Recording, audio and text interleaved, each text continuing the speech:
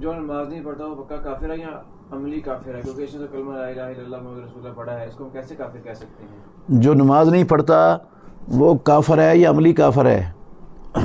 وہ اس نے تو لا الہ الا اللہ محمد رسول اللہ پڑھا ہے، ہم اس کو کیسے کافر کہہ سکتے ہیں؟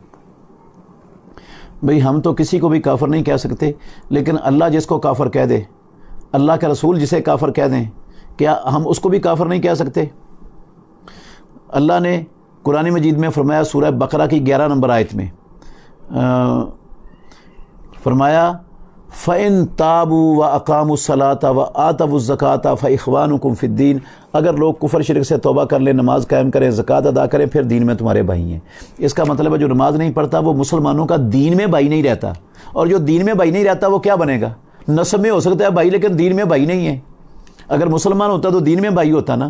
صحیح مسلم شریف کے اندر حدیث ہے، رسول اللہ صلی اللہ علیہ وسلم نے فرمایا بین العبد و بین الکفر ترک الصلاۃ، بندے اور کافر کے درمیان نماز کا فرق ہے، نماز چھوڑنے کا فرق ہے۔ پڑھتا ہے تو مومن ہے، نماز چھوڑ دیتا ہے تو کافر ہے۔ یہ رسول اللہ صلی اللہ علیہ وسلم کا فرمان ہے۔ اب اللہ نے اور اللہ کے رسول نے جس کو مسلمان برادری سے خارج کر دیا ہے، ہم کون ہوتے ہیں اس کو مسلمان برادری میں رکھنے والے؟ کلمہ پڑھنے کے باوجود، کلمہ تو عبداللہ بن ابی بھی پڑھتا تھا، اس کے سینکڑوں ساتھی تھے جو کلمہ پڑھتے تھے، کیا ان کے کلمے نے ان کو کوئی فائدہ دیا؟ کوئی فائدہ ہوا ان کو اس کلمہ پڑھنے کا؟ ہاں، یہ جو کلمہ پڑھتے ہیں نا، چاہے عبداللہ بن ابی اور اس کے ساتھی تھے، چاہے آج کل کے بے نماز ہیں جو سرے سے نماز پڑھتے ہی نہیں، یہ ان کے ساتھ دنیا میں مسلمانوں والا سلوک ہوگا، دنیا میں ان کے ساتھ کافروں والا سلوک نہیں ہوگا، لیکن اللہ کے ہاں ان کے اس اسلام کا کوئی اعتبار نہیں ہے اور کوئی حیثیت نہیں ہے۔ اللہ اگر وہ بغیر توبہ کے اسی حالت میں مر جاتے ہیں تو ان کی نجات ممکن نہیں ہے۔